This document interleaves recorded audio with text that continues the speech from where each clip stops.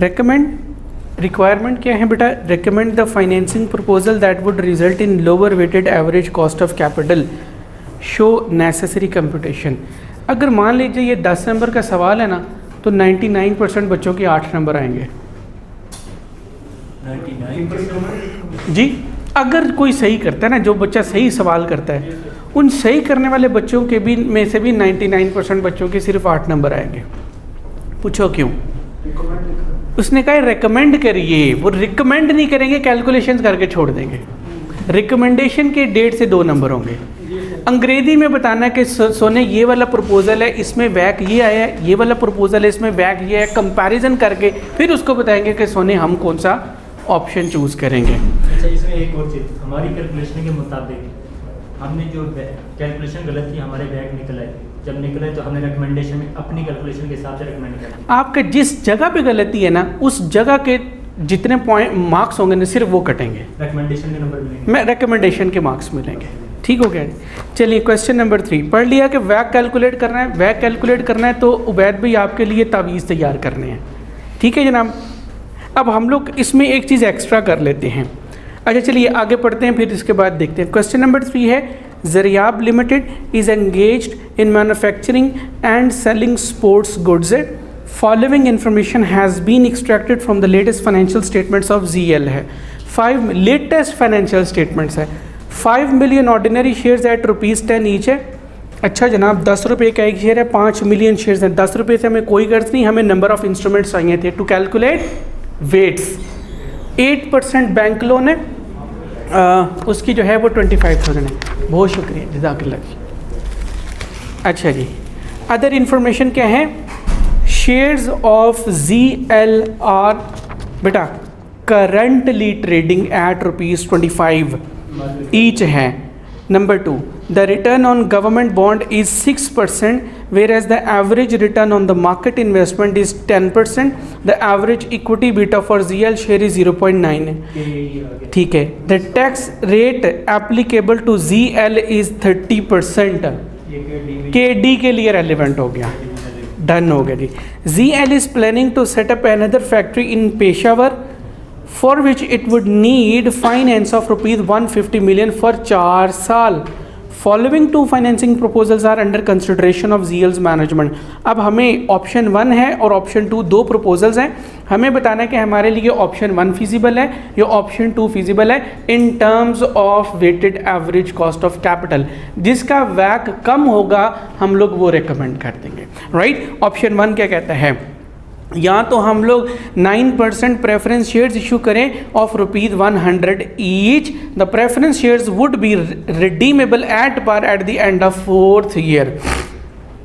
Number 2, issue 9% bonds of ₹1,000 each. The bond holders would have a right to either convert each bond into 35 ordinary shares या redeem it at a premium of 10% at the end of 4th year.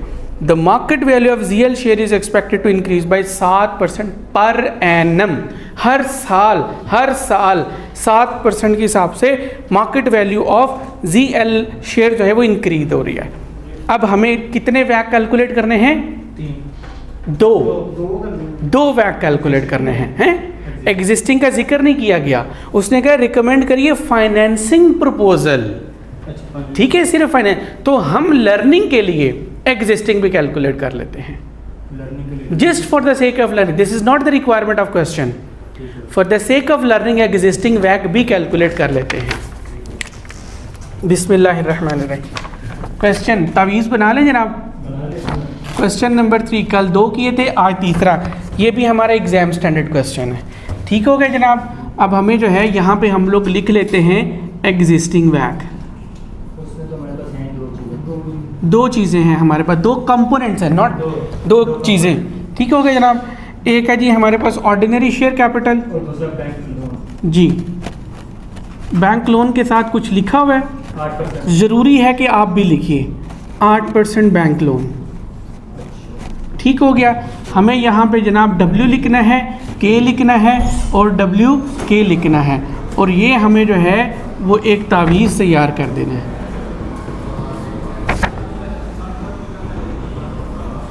अब मुझे ठंडा पानी पिला देते।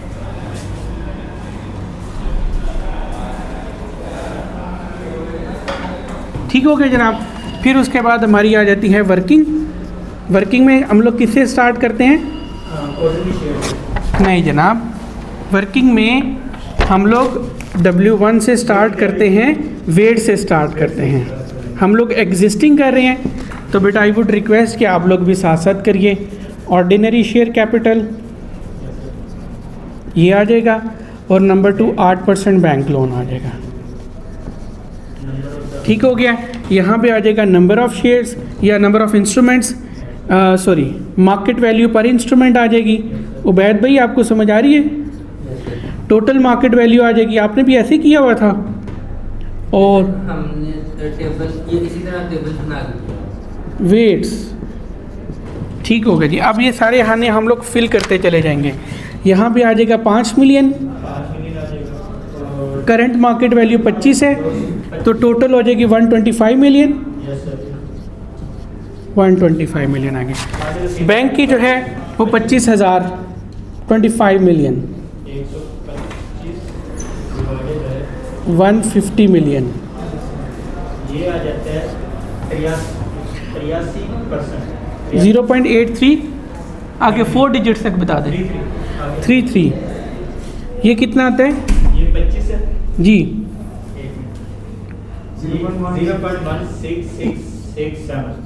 1667। यहाँ पे fill कर लें जी 0.8। ठीक हो गया जनाब। अब के ई कैलकुलेट करना है हम लोगों ने। वर्किंग 2 से हम लोग के ई कैलकुलेट कर लेंगे। Cost of equity, sorry cost of equity निकालनी है, के ई यानी के ई जो है वो आर एफ, हम लोग कैपम का मॉडल यूज़ करेंगे। R M minus R F and into beta है। आर एफ कितना है? 6% है, और ये मेरा ख्याल है 10% है, यानी 4% आ जाएगा, और ये मेरा ख्याल है 0.9 है। 0.9 और ये टोटल आ जाता है हमारे पास 11.4%। 11.4% है। ठीक हो गया जनाब। वर्किंग 2 से हम लोग यहाँ पे बता देंगे सोने 11.4% 9.6% है। 9.6%।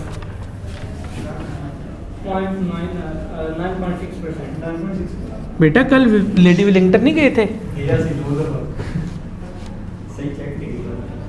9.6%। उस लेडी डॉक्टर को भी चेक कराना था। केडी हमारे पास कितना आ जाएगा? 8%। ना जनाब, 8% इंटू 1 माइनस 0.3, टैक्स रेट 30% है। तो तुम्हारी तो क्या ही बात, यू आर एक्सेप्शनल केस। अक्ल वालों के लिए निशानी ये वही 70 है। 5.60 आ जाएगा। ठीक हो गया जनाब। 5.60% मल्टीप्लाई करिए इधर इसको।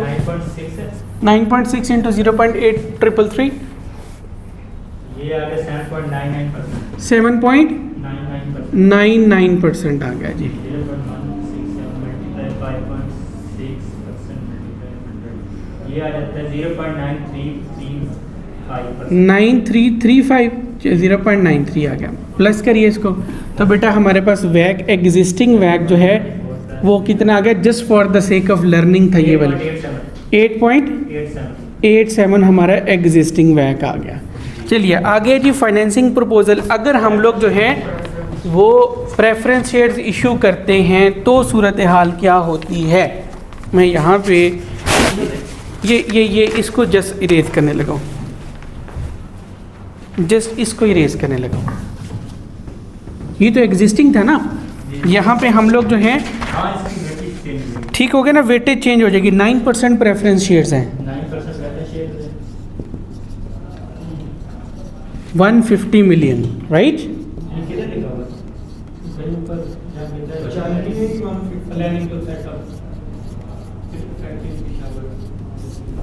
बेटा यहाँ पे लिखा हुआ ना 150 मिलियन चाहिए, तो मार्केट वैल्यू डेफिनेट बात है वही होगी।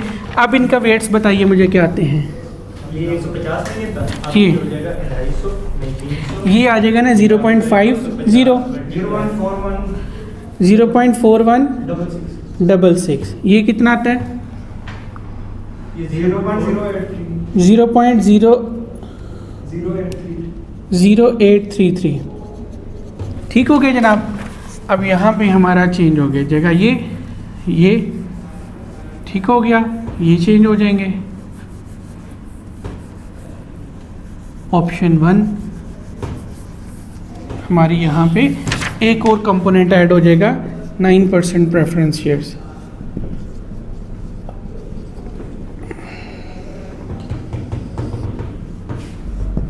अच्छा जनाब, ये वेट्स आ जाएंगे 0.4166, 0.0833, 0.50। के ई हमारा यही रहेगा, क्योंकि प्रेफरेंस शेयर्स इशू करने की वजह से, प्रेफरेंस शेयर्स इशू होने की वजह से आज हमारी जो मार्केट वैल्यू ऑफ शेयर है उस पर कोई फ़र्क नहीं पड़ रहा। बट कीप इन माइंड बेटा, ये तो उसने कहा कुछ नहीं तो हमने भी कहा कोई फ़र्क नहीं पड़ा। ये भी कह सकते हैं कि जनाब जब हम लोग ऑप्शन 1 एक्सरसाइज करते हैं, यानी हम लोग प्रेफरेंस शेयर्स इशू करते हैं, तो प्रेफरेंस शेयर्स इशू करने की वजह से जो मार्केट प्राइस है वो चेंज हो जाती है, 25 से इंक्रीज होकर के वो 26.25 हो जाती है। पॉसिबल है? पॉसिबल है। तो उस वक्त हमारा के ई जो है वो टोटली चेंज हो जाएगा। ठीक हो गया। के ई कैसे चेंज होगा? वो ये किएगा साथ कि बीटा जो है वो चेंज हो गया। बीटा पहले जो था फॉर एग्जांपल 1.2 था, अब वो चेंज होकर के 1.35 हो गया, या वो चेंज होकर के 0.90 हो गया। हाँ, ये दिया होगा उसने कि बीटा चेंज हो गया, जिसकी वजह से यहाँ पे ये चेंज होने की वजह से हमारा के ई टोटली चेंज हो जाएगा। लेकिन अब मुझे ये बताइए कि मैं जस्ट फॉर कॉन्सेप्चुअल क्लैरिटी कह रहा हूँ, प्रेफरेंस शेयर्स इशू करने की वजह से बीटा पे क्या फ़र्क पड़ सकता है? ये बीटा तो ऑर्डिनरी शेयर्स का होता है। देखिए, प्रेफरेंस हम लोग जो है न्यू फाइनेंसिंग करवा रहे हैं। न्यू फाइनेंसिंग किस वजह से करवा रहे हैं? एक्सपेंशन के लिए। ठीक है, जब हमारा बिजनेस एक्सपेंड होता है तो पॉसिबल है कि हमारा रिस्क लेवल चेंज हो जाए। ठीक है, रिस्क लेवल चेंज हो जाएगा। चेंज का मतलब है या तो रिस्क लेवल बढ़ जाएगा या कम हो जाएगा। ठीक है, तो जब रिस्क लेवल बढ़ेगा तो डेफिनेट बीटा बात है, बीटा या तो बढ़ेगा या बीटा कम हो जाएगा। Beta stands for systematic risk, और ये रिफ्लेक्ट करता है the level of risk of a company with respect to the overall market या इंडस्ट्री है। ये क्लियर है बेटा? कई वही रहेगा। यहाँ पे क्या आया था हमारा 9.60%, ये 5.6% था।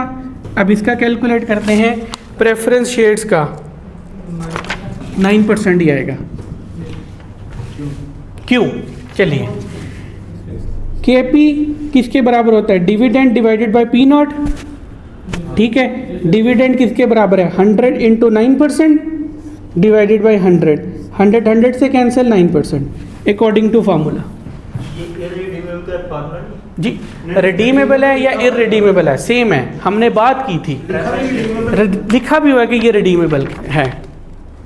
तो डी की जगह आई की वजह कोई मसला नहीं है कि सर अगर ये रिडीम आप ये तो रिडीम पार पे हो रहा है, अगर ये डिस्काउंट या प्रीमियम पे इशू ऐसा कुछ भी नहीं होगा इसमें, आपके लेवल पे नहीं होगा।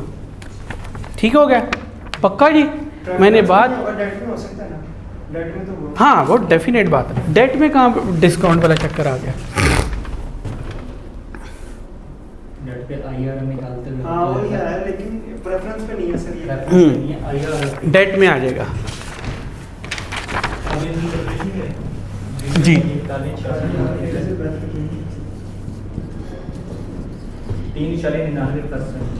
3.99%।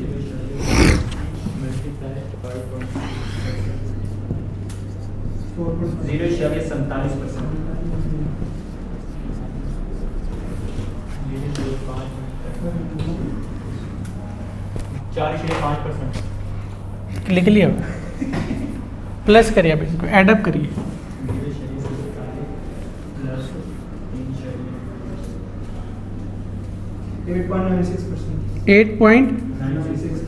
8.96 लीजिए जनाब। अगर कंपनी जो है वो प्रेफरेंस शेयर्स इशू करती है टू फंड इट्स एक्सपेंशन, तो हमारा वैक आता है 8.96% है। ठीक है, अब हम लोग जो है वो कन्वर्टेबल बॉन्ड की तरफ आते हैं। अगर कंपनी कन्वर्टेबल बॉन्ड इशू करती है तो फिर हमारा वैक जो है उस पर क्या इम्पैक्ट आएगा, यहाँ पे दोबारा से लिख लेते हैं। वैक इफ कंपनी issues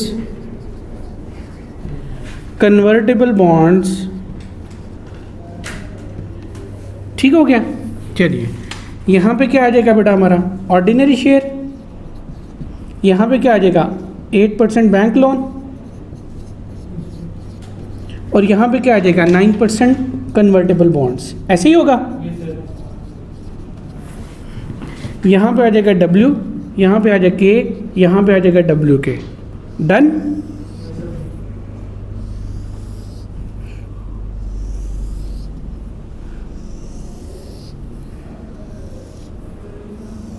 ठीक हो गया। वेट्स कैलकुलेट कर लें, वेट्स कैलकुलेट कर लेते हैं। यहाँ पे दो तो सेम रहेंगे, तीसरे पे दो कैसे सेम रहेंगे? हाँ ये वाले वेट्स होंगे।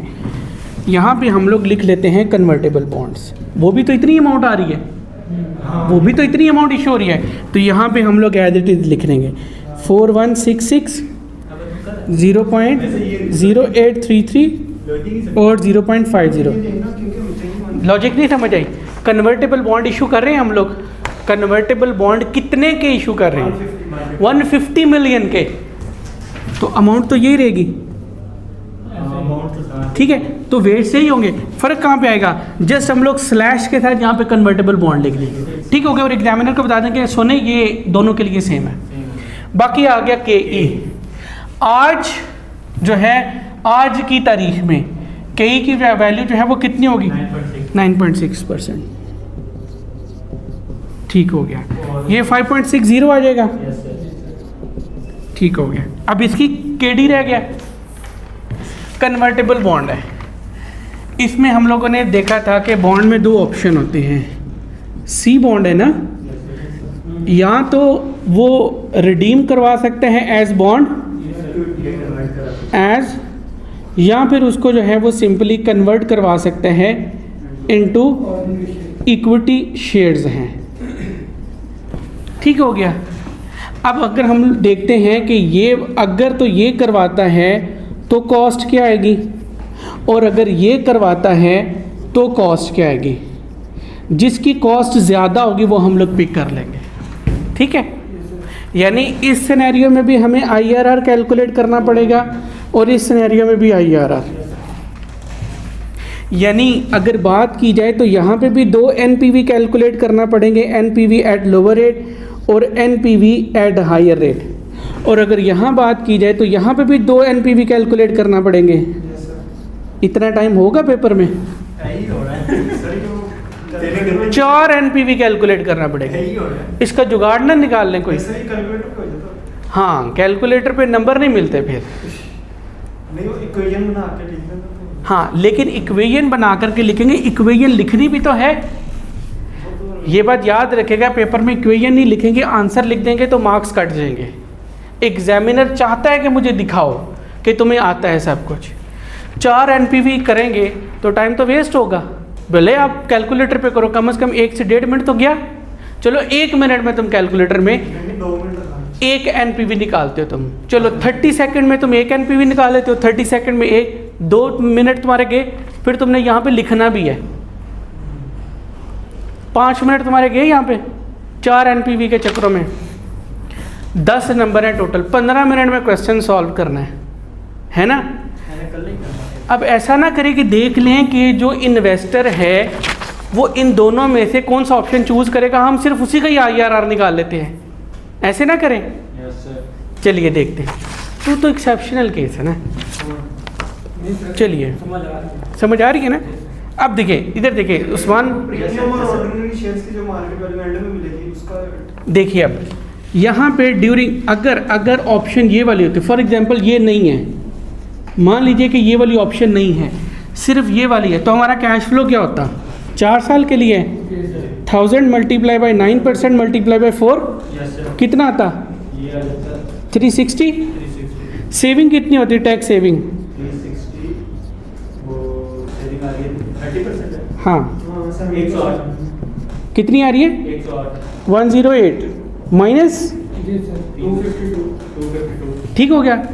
Redemption value, redemption value premium पे है तो प्रीमियम कितना होता? तो 10% प्रीमियम कितना बनता है? 100। हम नेट कैश फ्लो की बात, मतलब जो एक्स्ट्रा हमें मिल रहा है, तो भैया ये कैलकुलेट करिए, 352 आता है, यानी eight the end of the day जो इन्वेस्टर है वो 352 एंजॉय कर रहा होगा। ठीक है, चलिए अब इसकी बात करते हैं कि अगर ये वाला ऑप्शन ना होता, सिर्फ ये वाला ऑप्शन होता, तो यहाँ पे 360 आ जाता, यहाँ पे सेविंग हो जाती 108 की। ठीक है, रिडेम्पशन अब किस पे होती, रिडेम्पशन होती 35 मल्टीप्लाई बाय मार्केट वैल्यू पर शेयर, 4 साल की मार्केट वैल्यू, 4 साल के बाद की मार्केट वैल्यू। ऐसे ही है। तो वो 4 साल के बाद जैसे आज है मार्केट वैल्यू 25 रुपये 25 मल्टीप्लाई इंटू 1.07 रेज पर 4,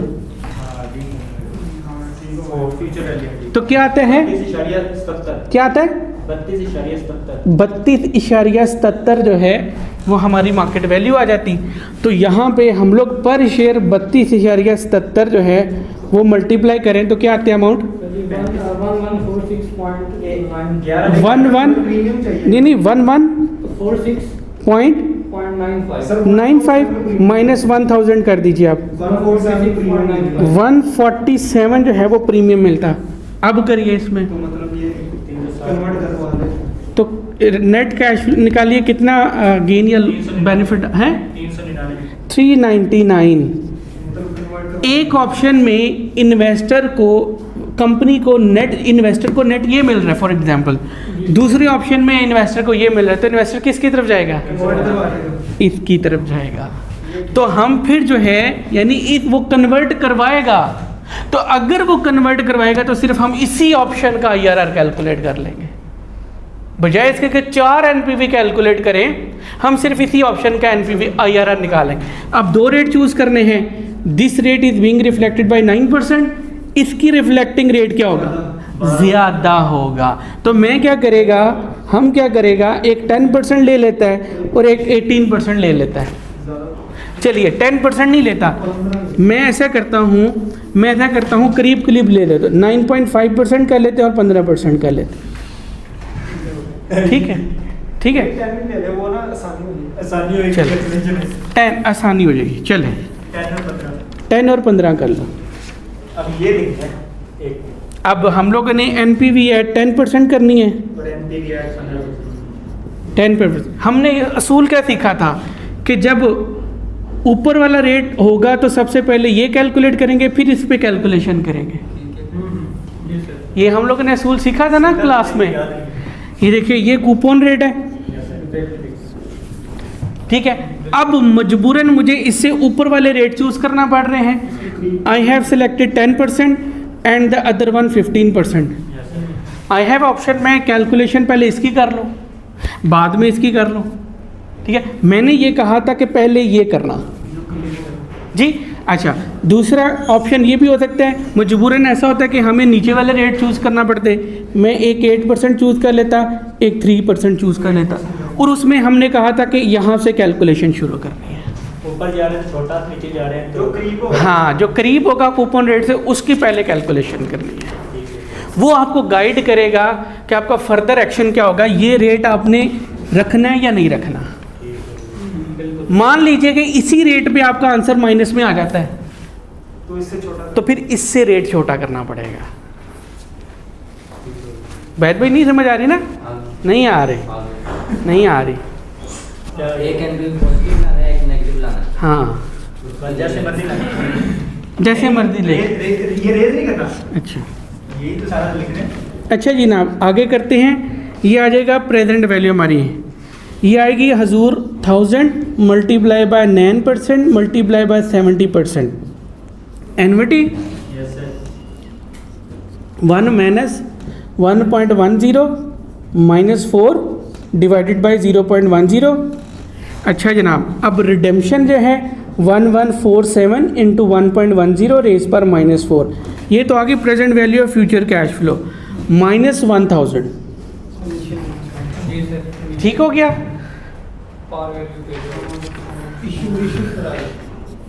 चलिए नेक्स्ट आता है NPV eight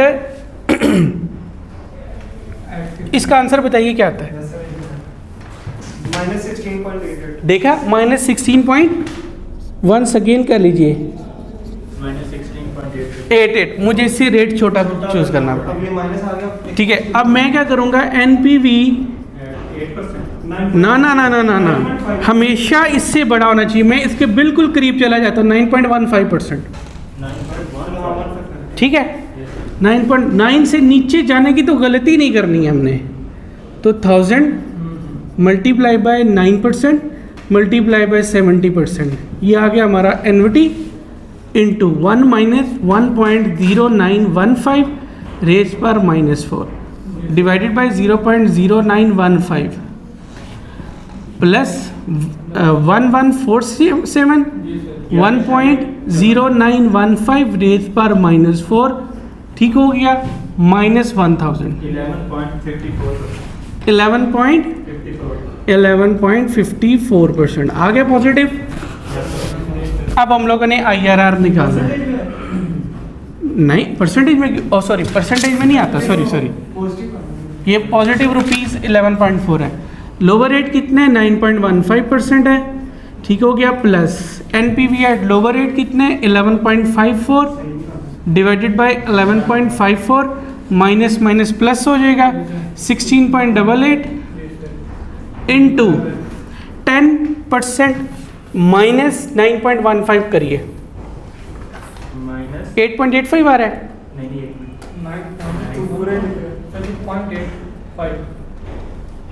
0.85 high rate minus lower rate 0.85% आ रहा है। मेरे पास 9.45% है। इसका आंसर निकालिए, 9.49%। 9.49%। Yes sir. चलिए ये हमारी जो है वो after tax cost of debt आ रही है। चलिए 9.49%। चलिए मल्टीप्लाई कर ले इसको बेटा, 66 मल्टीप्लाई 9.6% मल्टीप्लाई 100, ये अगर 3.99 3.99%। 83 मल्टीप्लाई 5। सर जी ये तो ऊपर से आप उतार करें 0.47 लेके आप नहीं करते हैं हैं 0.47। हाँ 0.47 साल है। 5 मल्टीप्लाई 9.49, ये आ गया 4.74 4.74 प्लस 0.47 प्लस 4.74 9.2%। 9.2 9. पूरा 2 आ रहा है, यस सर। Yes sir. 20% है। लीजिए जनाब, ये आता है वैक अगर हम लोग ऑप्शन 2 की तरफ जाएं। अगर ऑप्शन 1 की तरफ जाते हैं तो 8.96, ऑप्शन 2 की तरफ जाते हैं तो 9.20। अब रिकमेंड कर देंगे कि company should issue 9% preference shares. क्यों? क्योंकि उसमें वैक जो है वो ऑप्शन 2 की बनिस्बत कम आ रहा है। वैक ऑप्शन 1 में हमारा जो वैक आ रहा है 8.96% है और ऑप्शन 2 में वैक आ रहा है 9.20% है। इन दोनों में फ़र्क कितना है, 9.20%, 8.96%।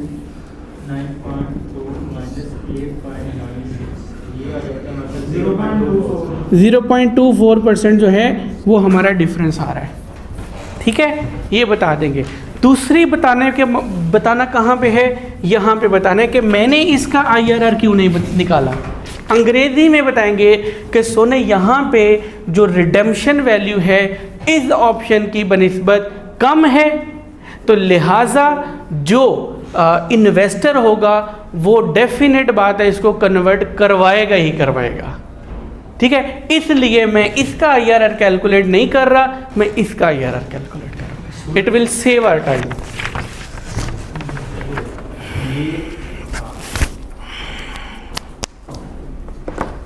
सर जीएल की जो शेयर्स हैं वो ट्रेड हो रही हैं 25 पे जी, चाहे वो ऑर्डिनरी शेयर हो चाहे प्रेफरेंस हो। अगर उसने कुछ नहीं बताया तो ऑर्डिनरी शेयर्स है। लेकिन इधर हमने जो कन्वर्जन की है वो भी 25 से मल्टीप्लाई करते हुए की है। तो वो ऑर्डिनरी शेयर्स की में कन्वर्जन होती है ना, तो कन्वर्जन ही ऑर्डिनरी शेयर में, प्रेफरेंस शेयर्स में कौन सी कन्वर्जन हो रही है, ऑर्डिनरी शेयर्स में कन्वर्जन हो रही है ना। ये तो अंडरस्टैंड। वैसे प्राइस सेम नहीं होती है कि डिफरेंट होती है? डिफरेंट होती हैं, डिफरेंट होती हैं, प्राइस डिफरेंट होती हैं। जनाब ये बात समझ आ गई? जी सर। बंद कर